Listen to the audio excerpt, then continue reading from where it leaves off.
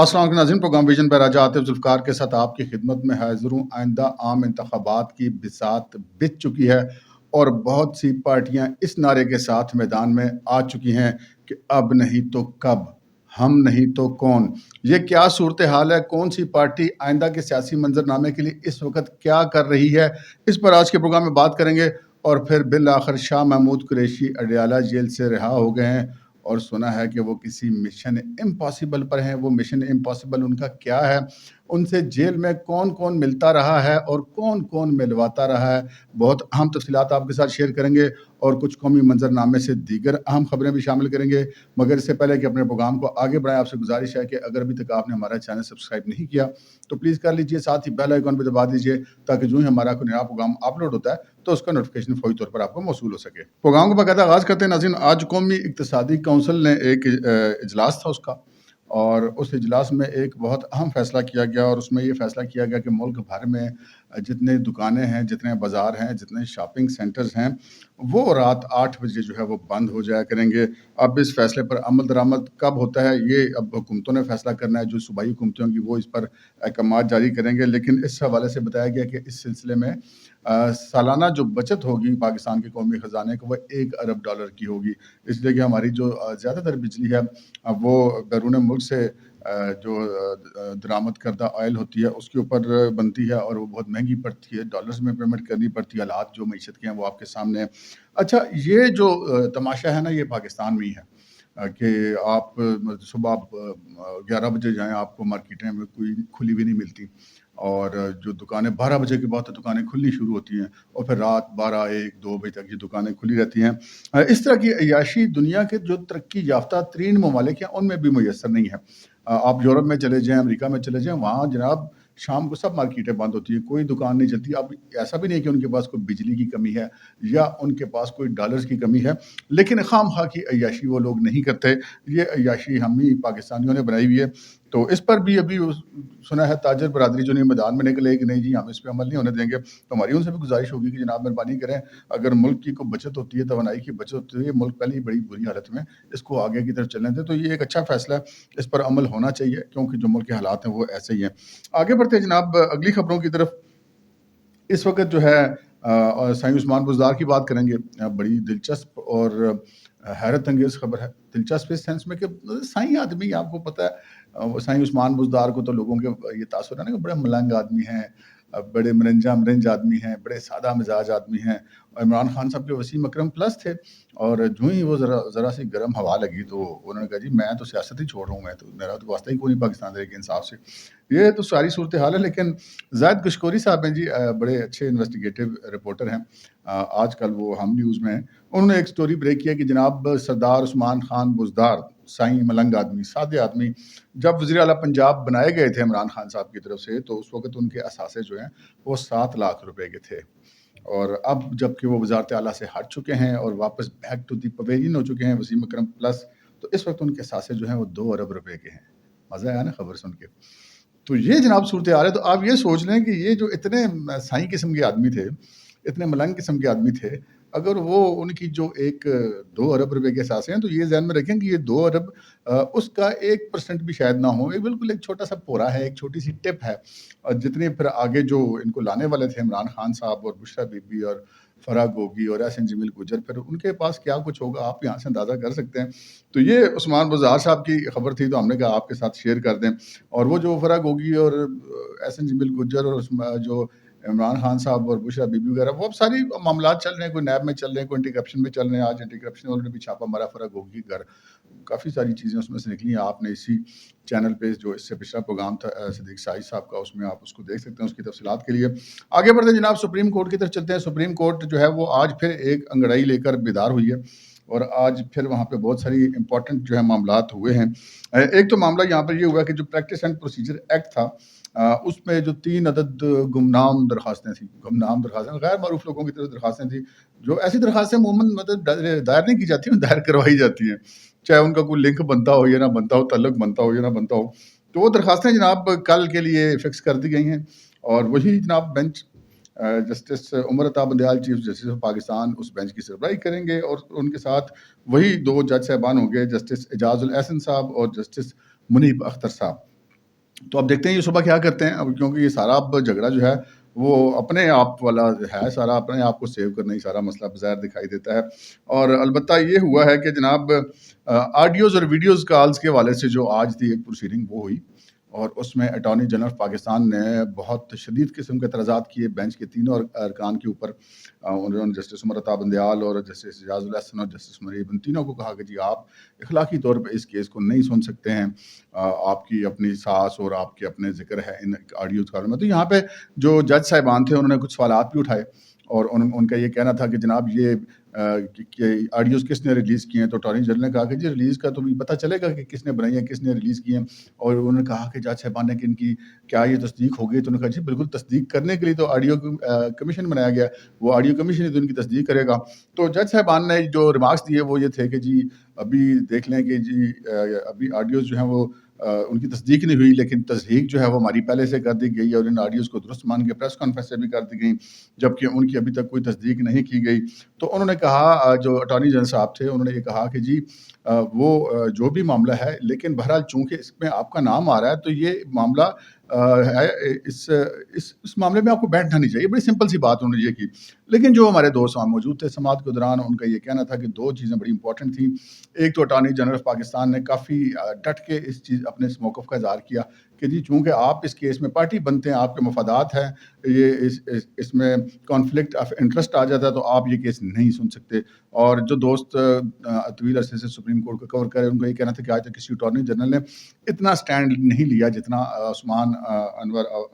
عوان صاحب جو ہیں وہ اس میں لے رہے ہیں۔ البتہ یہ ضرور ہے کہ عدالت نے اس سلسلے میں کچھ احکامات بھی جاری کیے، جس میں انہوں نے یہ بھی کہا کہ جی اس چیز کی بھی تحقیقات کر کے عدالت میں رپورٹ پیش کی جائے کہ یہ آڈیوز جاری کون کرتا رہا ہے، وہ کون سے ٹویٹر ہینڈلز ہیں جہاں سے یہ جاری ہوتی رہی ہے، یہ کون جاری کر رہا ہے، یہ بھی عدالت کو بتایا جائے۔ اور بہرحال انہوں نے وہ جو حکم امتناعی ہے جوڈیشل کمیشن کے خلاف، اس کو جاری رکھتے ہوئے اس کیس کی سماعت کو جو ملتوی کر دیا ہے۔ پھر سپریم کورٹ کے حوالے سے ایک اور امپورٹنٹ خبر ہے، اور وہ خبر یہ ہے کہ جناب جو سولینز کے مقدمات فوجی عدالتوں میں چلیں گے ان کو چیلنج کیا گیا تھا سپریم کورٹ آف پاکستان میں،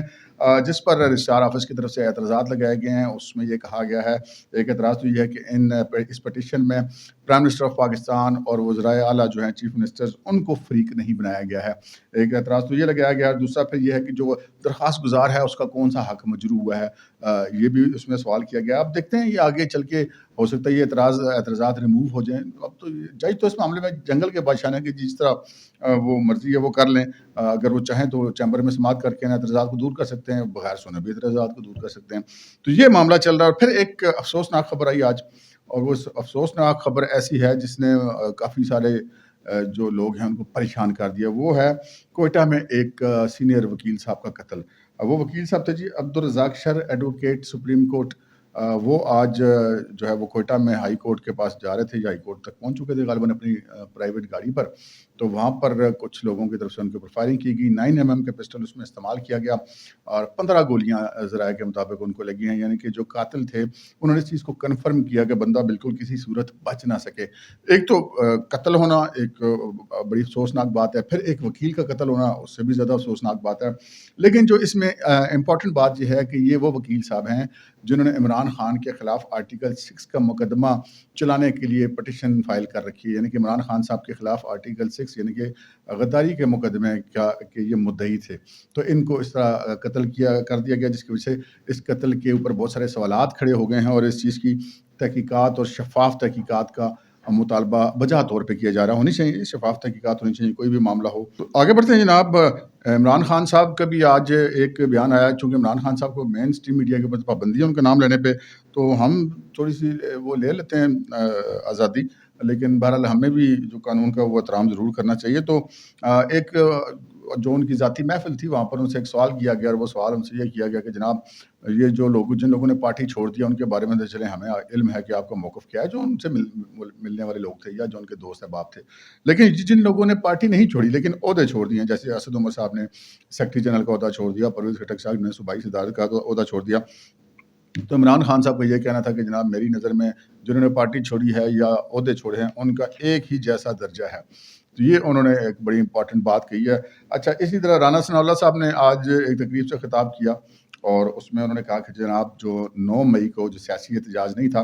وہ ایک بغاوت تھی، اور منصوبہ بندی کے تحت ریاستی اداروں پر حملے کیے گئے، اور ایسے کسی شخص کو معافی نہیں ملے گی. ہر شخص جس نے یہ کچھ کیا اس کو ٹریس کر کے اس کو گرفتار کیا جائے گا, اس کے خلاف قانونی کارروائی بھرپور طریقے سے کی جائے گی. اور انہوں نے کہا کہ ایک شخص نے معاشرے کے اندر, ان کا اشارہ جو ہے وہ عمران خان کی طرف تھا, اس نے معاشرے میں نفرتیں پیدا کی اور 2018 کے الیکشن میں RTS بٹھا کر اس شخص کو لایا گیا, جس کا نتیجہ آج پورا ملک بھگت رہا ہے. اور انہوں نے ایک اور خبر بھی دی, اور وہ خبر یہ تھی کہ جناب اکتوبر میں نواز شریف صاحب پاکستان واپس آ رہے ہیں. اب یہ وہ خبر ہے جس کا بڑے عرصے سے لوگوں کو انتظار ہے, اور ہر کچھ ماہ کے بعد پتہ چلتا ہے جی نواز شریف صاحب فلاں مہینے کو واپس آ رہے ہیں, لیکن ابھی تک کچھ فائنل معاملہ نہیں ہوا. لیکن اب چونکہ آگے الیکشن ہونے والے ہیں تو اب نواز شریف کا آنا بنتا ہے. تو یہ ایک صورتحال ہے. پھر جناب ایک صورتحال ہے ڈاکٹر یاسمین راشد کے حوالے سے. ڈاکٹر یاسمین راشد جو ہیں ان کو ایک مقدمے میں تو ڈسچارج کر دی گئے تھے, لیکن وہ رہا نہیں ہوئی. تو ڈاکٹر انوش مسعود ہیں, انہوں نے اس چیز کو واضح کیا کہ جس مقدمے میں ان کو ڈسچارج کیا گیا تھا اس مقدمے میں وہ ڈسچارج ہیں. ایسی بات نہیں ہے کہ پولیس نے جو ہے عدالت کی حکم عدولی کی ہے اور ان کو رہا نہیں کیا ہے. ان کو جو ایک اور دوسرا مقدمہ ہے اس میں وہ چونکہ گرفتار ہیں تو اس وجہ سے ان کو رہا نہیں کیا گیا. اور یہ بھی پتہ چلا ہے کہ جی ان کی جس مقدمے میں ان کو ڈسچارج کیا گیا ہے اس ڈسچارج کیے جانے کے خلاف بھی جو استغاثہ ہے اس نے ہائی کورٹ میں اپیل فائل کر دی ہے کہ جناب ان کو غلط طور پر ڈسچارج کیا گیا اور ہم نے ان سے مقدمے کی تفتیش بھی کرنی ہے. جبکہ جو دوسرا مقدمہ جس میں وہ گرفتار ہیں اس وقت, اس میں تفتیش کے لیے بھی پولیس نے عدالت میں درخواست دے دی ہے کہ جی ہم جیل جا کر ان سے تفتیش کرنا چاہتے ہیں اس مقدمے کی, تو اس کی اجازت ہمیں دی جائے. تو یہ معاملہ چل رہا ہے جناب. اب آتے ہیں ہم اگلی خبر کی طرف جناب. اب نہیں تو کب, ہم نہیں تو کون, یہ معاملہ کیا ہے جناب؟ یہ معاملہ بڑا دلچسپ معاملہ ہے. اس وقت پوزیشن یہ, ہم جب تھے نا اپنی نوجوانی کی عمر میں تھے, آج کل تو وہ جو بسنت کا تہوار ہے اس کو تو بہت زیادہ خون آلود ہو گیا. آج کل تو وہ کیمیکل لگی ڈوریں آ گئی ہیں اور لوگوں کے گلے کٹ جاتے ہیں, بچے موٹر سائیکل سوار اس کی زد میں آ جاتے ہیں, اور یہ خونی کھیل میں تبدیل ہو گیا. جس زمانے میں ہم ذرا نوجوانی میں تھے یا اپنے اسٹوڈنٹ لائف میں تھے تو اس وقت یہ ایک بڑا دلچسپ تہوار ہوتا تھا, اور اس میں کوئی ایسی خون آشام یہ تہوار نہیں ہوتا تھا, لوگ اس کو انجوائے کرتے تھے. اور ایک تو ویسے اس کو انہوں نے ایک تہوار کی شکل دے دی تھی کہ وہ جناب کھانے پک رہے ہیں اور دعوتیں ہو رہی ہیں, وہ اپنی جگہ پہ, لیکن جو اصل اس کی خوبصورتی ہوتی تھی وہ ہوتی تھی پتنگ اڑانا. اور پتنگ اڑانا اور پتنگیں کٹ کے جناب, اگر مجھے یاد ہے کہ جب پنڈی میں بسنت ہوا کرتی تھی تو ہم اپنے گھر کی چھت پہ کھڑے ہوتے تھے تو جناب سینکڑوں پتنگیں ایک ہی وقت میں کٹ کر جاری ہوا کرتی تھی اور ہزاروں پتنگیں بلند ہوا کرتی تھی. اچھا, جب وہ پتنگیں کٹ کے جاتی ہیں نا تو وہ ان پتنگوں کو لوٹنے والے بھی بہت سارے مارکیٹ میں نکل آتے ہیں, گلی محلے میں بچے بڑے, اور وہ بڑے بڑے ہاتھ میں وہ ڈنڈے پکڑے ہوئے اور وہ گڈی کی ڈوریں لپیٹنے والے تاکہ اس میں اٹک جائے اور گڈی ان کو مل جائے. تو ایک ایک گڈی کے پیچھے کئی کئی لوگ جاتے تھے, پھر ان میں جو جیت جاتا تھا اس پتنگ کو لوٹنے میں کامیاب ہو جاتا تھا تو وہ بڑا خوش ہوتا تھا. تو وہ منظر مجھے یاد آ گیا پاکستان تحریک انصاف کی موجودہ صورتحال کو دیکھ کے کہ اس وقت پاکستان تحریک انصاف کے تقریباً 200-250 کے قریب اراکین قومی صوبائی اسمبلی یا ٹکٹ ہولڈرز یا جو اہم ترین عہدیدار ہیں وہ اس وقت کٹی ہوئی پتنگ کی طرح ڈھولتے پھر رہے ہیں. اور اس وقت بہت ساری گڈی لٹ قسم کی جو پارٹیاں ہیں وہ ان کو لپیٹنے کے چکر میں, سوائے مسلم لیگ نون کے اس لیے نہیں کہ مسلم لیگ نون کے پاس اس وقت ہر حلقے میں اتنے بندے موجود ہیں اپنی پارٹی کے جو طویل عرصے سے ان سے وابستہ ہیں, جنہوں نے قربانیاں دی ہیں, تو ان کے پاس یہ گنجائش ہی نہیں ہے کہ وہ کسی اور پارٹی کا بندہ لے لیں. لیکن اب جب پنجاب میں سے پاکستان تحریک انصاف تیزی سے میلٹ ہوتی جا رہی ہے تو ایک بہت بڑا ویکیوم آ گیا, ایک خلا پیدا ہو گیا ہے. تو اس خلا کو پر کرنے کے لیے ادھر ادھر سے بہت ساری پارٹیاں آ گئی ہیں, جن میں 3 جو ہیں اس وقت, بلکہ 3-4 ہم کہہ سکتے ہیں کہ 4 فریق ایسے ہیں جو اس وقت بہت زیادہ ان ہیں ان پر کٹی ہوئی پتنگوں کو لوٹنے کے لیے. میں ان کو گڈی لوٹ پارٹی وہ جو ہے ویسے لائٹ موڈ میں کہہ رہا ہوں. تو ان میں سے ایک تو پارٹی ہے جہانگیر ترین کی, وہ کافی ساری گڈیاں لوٹ رہی ہے پاکستان تحریک انصاف کی کٹی ہوئی. پھر ایک پارٹی ہے کرنل ریٹائرڈ ہاشم ڈوگر کی, اور ایک پارٹی جناب چودھری شجاعت حسین ہے, اور ایک پارٹی آصف علی زرداری ہے. اچھا, جو چودھری شجاعت حسین کی معاملہ ہے اس میں تو یہ ہے کہ جو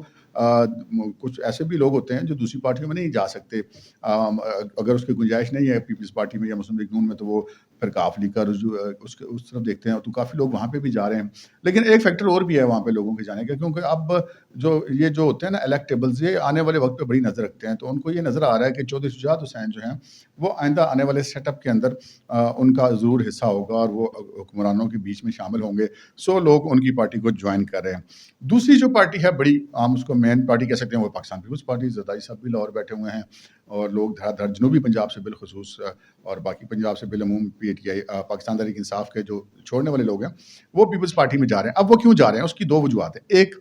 کہ پیپلز پارٹی میں بہت جگہ, اس لیے کہ ان کے پاس تو پنجاب میں تو پیپلز پارٹی آلموسٹ ختم ہو چکی تھی، تو اب وہ ان کے پاس تو بہت جگہ ہے، جس کا دل کرے آ جائے اور وہ اس کو لے لیں گے۔ اور پھر آصف زرداری صاحب جو ہیں وہ الیکٹیبلس کو تلاش کرنے یا ان سے بات چیت کرنے کے بھی بڑے ماہر ہیں، تو اس وجہ سے بھی وہ بھی خود بھی ایک مقناطیس ہیں۔ اور جو تیسری بات ہے وہ یہ ہے کہ اب جو ایک خلا پیدا ہوا ہے کہ پاکستان مسلم لیگ نون کا پنجاب میں مقابلہ کون کرے گا، تو اس خلا کو جو پر کرنے کی کوشش کریں وہ آصف علی زرداری صاحب اور پیپلز پارٹی کر رہے ہیں۔ اور چوتھی بات یہ ہے کہ وہ جو لوگ جو پاکستان تحریک انصاف میں چلیں کسی اسٹیبلشمنٹ کے کہنے پہ گئے یا کسی بھی وجہ سے گئے، لیکن بنیادی طور پہ وہ گئے تھے بغض نواز شریف میں، تو جو بغض نواز شریف میں مبتلا لوگ ہیں انہوں نے تو نواز شریف کی پارٹی کو ووٹ نہیں دینا، انہوں نے تو پھر کہیں نہ کہیں تو اور دینا ہی ہے، تو وہ پھر پیپلز پارٹی کی طرف دیکھ رہے ہیں، کیونکہ پیپلز پارٹی سے بھی بہت سارے ایسے لوگ تھے جو بغض نواز شریف میں مبتلا تھے، اور جب انہوں نے دیکھا کہ پیپلز پارٹی پنجاب میں فال کر گئی تو وہ پی ٹی آئی میں چلے گئے تھے، کیونکہ ان کو نواز شریف کے اگینسٹ وہی ایک پاور اس وقت ایک ابھرتی ہوئی سیاسی جماعت نظر آ رہی تھی، تو وہ لوگ اب واپسی کا رخ اختیار کر رہے ہیں پاکستان پیپلز پارٹی کی طرف۔ پھر دو پارٹیاں اور جہانگیر ترین کی اور کرنل ہاشم ڈوگر کی۔ اب یہ دونوں جو ہیں پاکستان تحریک انصاف سے جو چھوڑ چکے ہیں لوگ، ان کو لپیٹنے کی کوشش کر رہے ہیں۔ جہانگیر ترین صاحب کا گروپ پہلے بھی بہت بڑا ہے، کرنل ہاشم ڈوگر نے بھی اس حوالے سے بڑے امپورٹنٹ اعلانات کیے، لیکن آج جو ہے 3 سابق اراکین اسمبلی جو ہیں وہ پتہ چلا ہے کہ جو ہاشم ڈوگر صاحب کے گروپ میں تھے وہ جہانگیر ترین صاحب کی اس کو گروپ کو انہوں نے جوائن کیا ہے۔ تو ہم یہ کہہ سکتے ہیں کہ جہانگیر ترین صاحب کی جو گڈی لٹ پارٹی ہے اس نے وہ ڈنڈا تھوڑا سا لمبا اٹھایا، وہ 3 پتنگیں انہوں نے ہاشم ڈوگر والی جو پارٹی ہے اس کی وہ لوٹ لی ہیں۔ تو اب یہ ایک میچ پڑا ہوا ہے، کیونکہ اب یہ نظر آ رہا ہے کہ جی پی ٹی آئی تو گراؤنڈ میں ہے نہیں ہے، تو ہم ایک اسپیس جو ہے اس کو لے لیں، تو وہ اب نہیں تو کب اور ہم نہیں تو کون والا معاملہ چل رہا ہے۔ جو وہ کہتے ہیں کہ وہ ابھی تو ہمارا وقت ہے، اب عمران خان صاحب ان کی پارٹی جو ہے وہ تو اس وقت گراؤنڈ میں نظر نہیں آ رہی، تو پھر ہم ہی جو ہے وہ آئیں گے اور الیکشن لڑیں گے اور پھر آئندہ حکومت یا اپوزیشن میں جو بھی کردار ان کا بنتا ہے وہ ادا کریں گے۔ اچھا یہ ایک معاملہ ہے۔ اب آتے ہیں ہم شاہ محمود قریشی والی خبر کی طرف۔ شاہ محمود قریشی صاحب جناب اس وقت ایک بڑا پراسرار کردار بن چکے ہیں۔ آج وہ رہا ہوئے اڈیالہ جیل سے، اور ان کے ساتھ ایک اور صاحب بھی رہا ہوئے، دونوں کی نظر بندی تھی وہ ختم ہوئی، وہ تھے کرنل ریٹائرڈ اجمل صابر راجہ۔ یہ نہ صرف یہ کہ ایک دفعہ قومی اسمبلی سے چودھری نثار کے مقابلے میں پی ٹی آئی کے ٹکٹ پہ الیکشن لڑ چکے ہیں، بلکہ اس دفعہ بھی وہ ٹکٹ ہولڈر تھے صوبائی اسمبلی کے لیے، اور وہ ان کو بھی رہا کیا گیا، لیکن جو ہی وہ باہر نکلے ہیں ان کو دوبارہ گرفتار کر لیا گیا۔ تو میں نے پھر چیک کرنے کی کوشش کی کہ جناب یہ کرنل ریٹائرڈ اجمل صابر راجہ کو کیوں گرفتار کیا گیا ہے، تو پتہ یہ چلا ہے کہ جی کرنل ریٹائرڈ اجمل صابر راجہ صاحب کو جی ایس کیو حملہ کیس کی وجہ سے دوبارہ گرفتار کیا گیا، کیونکہ وہ جیو فینسنگ ہوئی تھی، جو وہاں پہ لوگ موجود تھے جو پی ٹی آئی کے رہنما رابطے میں تھے، ان میں سے کچھ telephone calls colonel retired Ajmal Sabir Raja کی بھی تھی، تو اس کیس میں پھر اب ان سے تفتیش ہوگی، اور اگر اس کیس میں ان کی کوئی انوالو پائے گئے تو وہ پھر ان کو چلان کیا جائے گا اس مقدمے میں، ادروائز وہ پھر نکل جائیں گے اس مقدمے سے۔ بہرحال ان کو دوبارہ گرفتار کر لیا گیا، لیکن یہ توقع کی جاتی ہے کہ شاہ محمود قریشی کو دوبارہ گرفتار کیا جائے گا، لیکن نہیں جناب، ہائی کورٹ کے حکم پہ وہ رہا ہوا ہے، لیکن ان کو کسی نے گرفتار نہیں کیا، انہیں باہر نکل گیا، میڈیا سے ٹاک کی بڑی بھرپور قسم کی، اور خرامہ روانہ ہو گئے۔ یہ کیا چکر ہوا ہے یہ بھی آپ کو بتاتے ہیں۔ شاہ محمود قریشی صاحب جیل میں رہے تقریباً 1 مہینہ، اور 1 مہینہ جیل کے اندر آف دی ریکارڈ خاصے سکون میں رہے، کوئی ان کے اوپر سختی نہیں تھی، ان کو تمام تر جو جیل مینول کے مطابق سہولیات، یا شاید کسی حد تک ہم جیل سے مینول سے بڑھ کے بھی ان کو سہولیات اندر موجود تھیں، ان کی ملاقاتیں بھی بڑی اہم قسم کی ملاقاتیں بھی اندر چلتی رہی ہیں، اور ان کو کھانا پینا، باہر سے آنا اور باہر سے ملاقاتیں، اور بڑی امپورٹنٹ وی آئی پی قسم کی ملاقاتیں بھی ان کی چلتی رہی ہیں، یعنی کہ ان کے لیے جیل میں اس طرح کی سختی کا ماحول نہیں تھا جس طرح کہ باقی سب جو پاکستان تحریک انصاف کے قیدی تھے ان کے لیے کوئی سختی کا ماحول تھا۔ تو شاہ محمود قریشی جو ہیں وہ رہا ہوئے، تو انہوں نے جو گفتگو کی وہ بڑی امپورٹنٹ تھی۔ اس نے کہا کہ جناب میں اب پاکستان تحریک انصاف کا جھنڈا جو ہے وہ میں نے تھاما ہوا ہے، اور میں اپنے ورکروں سے کہوں گا کہ وہ اس موقع پہ متحد رہیں، اور انہوں نے یہ بھی کہا کہ میں 1 مہینہ قید تنہائی میں تھا، اور قید تنہائی جو ہوتی ہے اس میں بندے کو بڑا سوچنے کا موقع ملتا ہے، اور مجھے وہ سوچنے کا موقع ملا ہے، اور میں 9 مئی کے جو واقعات ہیں ان کی بھی مذمت کرتا ہوں، اور کل میں جناب پارٹی چیئرمین سے جا کر کے ملاقات کروں گا اور آئندہ کی حکمت عملی کا ڈسکس کروں گا۔ اچھا جناب، یہاں پہ اب آگے صورتحال بڑی انٹرسٹنگ ہو جاتی ہے۔ انٹرسٹنگ اس طرح سے ہو جاتی ہے کہ تاثر یہ پایا جا رہا تھا نا کہ جو بندہ رہا ہوتا ہے وہ پارٹی چھوڑتا ہے تو رہتا ہے، ورنہ وہ دوبارہ گرفتار ہو جاتا ہے، تو انہوں نے پارٹی تو نہیں چھوڑی اور نہ ہی عہدہ چھوڑا، تو ان کو دوبارہ گرفتار نہیں کیا گیا۔ تو اس حوالے سے کچھ پھر ہم نے ڈوریاں شوریاں لائیں کو سورسز سے پوچھا کہ بھائی جان کیا ہو رہا ہے، تو ہمیں کچھ چیزیں پتہ چلی، وہ آپ کی خدمت میں ہم پیش کر دیتے ہیں۔ کہ ایک تو ان کی جو ملاقاتیں تھیں جی وہ بڑی پراسرار سی تھی، پراسرار سے اس طرح تھی کہ جو لوگ پاکستان تحریک انصاف چھوڑ گئے تھے، مثلاً عمران اسماعیل صاحب، فواد چودھری صاحب، وہ جو ان کی کراچی سے رکن قومی اسمبلی تھے مولوی محمود مولوی صاحب، یہ سب لوگ ان سے آ کر ملے، اور یہ ہمیں پتہ چلا کہ وہ ملاقاتیں ان کی وی آئی پی ملاقاتوں کے طور پہ تھی، وی آئی پی ملاقات وہ ہوتی ہے جو حکومت کی طرف سے جس کو بڑا فیسیلیٹیٹ کیا جاتا ہے. ملاقاتی جو ہوتے ہیں وہ بڑے وی آئی پی ہوتے ہیں اور وہ بڑے وی آئی پی مال میں اندر الگ بیٹھ کے خسر پھسر کر سکتے ہیں باقاعدہ طور پہ. تو وہ جناب ان کی ملاقاتیں ہوئی تھیں اور یہ پتہ چلا جی یہ پھر ملاقاتیں ان کی ذرائع کے مطابق جو وہ جن کو نادیدہ قوتیں کہتے ہیں انہوں نے کروائی تھیں ملاقاتیں. تو انہوں نے پھر ہمیں تو نہیں کروائی. تو یہ پتہ چلا کہ ان رہنماؤں کے ذریعے بھی جو شاہ محمود قریشی صاحب ہیں ان سے کچھ پیغام رسانی ہوئی, کچھ باتیں ہوئی, کچھ ان کو بتائی گئیں, کچھ ان سے لی گئیں. اور پھر اس کے بعد جو جس شخصیت کا سب سے زیادہ ان سے رابطہ رہا وہ ان کی صاحبزادی تھی, وہ جو قومی اسمبلی کے الیکشن بھی لڑی تھی. وہ جیل میں ان سے ملاقات کرتی رہی ہیں اور ان کی ملاقات بھی بڑے وی آئی پی ماحول میں ہوتی رہی اپنے والد صاحب سے. اور جیل کی باہر کی دنیا میں اگر شاہ محمود قریشی کا کوئی رابطہ تھا تو وہ اپنی صاحبزادی کے ذریعے سے تھا. تو اب ذرا کہ یہ کہنا کہ جناب شاہ محمود قریشی اس وقت جو ہیں وہ ایک پاکستان تحریک انصاف کی قیادت کے امیدوار تو وہ ہمیشہ سے تھے, لیکن اس وقت وہ اپنے آپ کو حقدار بھی زیادہ سمجھ رہے ہیں کیونکہ عمران خان صاحب تو والا کہانی تو اب تقریباً ختم نہیں سمجھیں. اگلے الیکشن میں جو اس وقت تک سیاسی منظرنامہ ہے اس میں عمران خان صاحب کہیں پہ دکھائی نہیں دیتے, اور اگر ان کی پارٹی بچ جاتی ہے تو پارٹی کی قیادت کے جو امیدوار ہیں شاہ محمود قریشی صاحب, اور شاہ محمود قریشی کی خوش قسمتی یہ ہے کہ پارٹی کے اور جتنے بڑے لوگ نام تھے وہ اب ان کے مقابلے سے میدان سے ہٹ چکے ہیں. مثلاً یہ تھا کہ جی جنگی ترین پہلے ہی چھوڑ گئے تھے عمران خان صاحب کو. پھر یہ تھا کہ شاید اسد عمر یا پرویز خٹک کو, تو وہ دونوں بھی پارٹی کے اگر عہدے چھوڑ گئے تو اس کا مطلب یہ ہے کہ وہ پارٹی کے بیچ میں اس وقت انٹرسٹ نہیں لے رہے. عمران خان صاحب نے بھی کہہ دیا کہ عہدہ چھوڑا, یہ پارٹی چھوڑی میرے لیے ایک برابر ہے. تو شاہ محمود قریشی صاحب نے وہ سنجیاں اجڑ گلیاں دے وچ مرزا یار پھرے. اگر آج عمران خان صاحب نال ہو جاتے تو پھر شاہ محمود قریشی ہیں, اور پھر شاہ محمود قریشی کے حوالے سے عمران خان صاحب کا بیان بھی آ چکا ہے کہ اگر میں اندر ہو گیا یا میں نائل ہو گیا تو پھر پارٹی کی قیادت جو ہے وہ شاہ محمود قریشی کریں گے. تو شاہ محمود قریشی صاحب جو کل اب عمران خان صاحب سے ملاقات فرمائیں گے جا کے ان کے گھر میں, تو وہ جو کچھ میسیجنگ ہوئی ہے, وہ جو مشن امپاسبل ہے اس امپاسبل مشن کو پاسبل بنانے کے لیے ملاقات کریں گے. تو یہ جناب ایک صورتحال ہے جو شاہ محمود قریشی کی بن رہی ہے. باقی جماعتوں کی جو میں نے آپ سے عرض کی تھی کہ اب نہیں تو کب, ہم نہیں تو کون, وہ یہ صورتحال ہے کہ اب جو آئندہ انتخابات ہے وہ ہوتے ہوئے اس لیے نظر آ رہے ہیں کہ جو انتخابات سے پہلے اختلافات ہوتے ہیں نا, وہ اختلافات اب سامنے نظر آنے شروع ہو گئے. مسلم لیگ نون کا اپنا ایک موقف ہے کہ جی ہم الیکشن جو ہے وہ 1 مہینہ شاید نومبر تک آگے لے جانا چاہیں کہ اگر وہ اسمبلی کی مدت ختم ہوتی ہے اپنے ٹائم پہ تو 60 دن کا ٹائم ہوتا ہے نیا الیکشن کرانے کا. اگر اسمبلی توڑ دی جائے تو 90 دن کا ہوتا ہے. تو وہ جو مدت ختم ہونے سے 1 یا 2 دن پہلے توڑ دیں گے تو وہ بجائے 60 دن کے 90 دن ہو جائیں گے. تو الیکشن اکتوبر کے بجائے نومبر میں چلے جائیں گے. تو مسلم لیگ نون کے ذہن میں یہ چیز چل رہی ہے. پیپلز پارٹی کہتی ہے کہ نہیں, الیکشن جو ہے وہ اکتوبر میں ہی ہونے چاہیے, جبکہ مولانا فضل الرحمان جو ہیں وہ ان کا ان دونوں سے مختلف موقف ہے. وہ کل سامنے بھی آ گیا کہ جی ابھی تو پہلے پی ڈی ایم میں بات ہوگی کہ الیکشن کا ماحول بھی ہے یا نہیں ہے, یا اس وقت الیکشن کروائے جا سکتے نہیں, معیشت اس چیز کی اجازت دیتی ہے یا نہیں دیتی. تو وہ لگتا ہے کہ اس کو معاملے کو چند ماہ آگے لے جانا چاہتے ہیں. تو وہ ایک ریس اب جو ہے وہ شروع ہو گئی ہے, اور ہر ایک جو ہے اس وقت کو جو ہے وہ اپنے لیے سازگار سمجھ رہا ہے اور وقت کو وہ ضائع نہیں کرنا چاہتا, اور یہ ساری صورتحال بنتی جا رہی ہے. اب الیکشن کب ہوں گے یہ آپ کو ایک چھوٹی سی ہم ٹپ دیتے چلتے ہیں. الیکشن تب ہوں گے جب نواز شریف پاکستان واپس آئے گا, جب آپ کو نواز شریف کی پاکستان آمد کا اعلان مل جائے ان کے اپنے منہ سے یا ان کے کسی مستند ترجمان کے منہ سے کہ جی فلانی تاریخ کو یہ ان کی سیٹ نمبر ہے وہ آ رہے ہیں, تو پھر سمجھ لیں کہ پاکستان میں آئندہ الیکشن ہونے والے ہیں. اب تک کے لیے اتنا ہی, اجازت دیجیے. اللہ حافظ.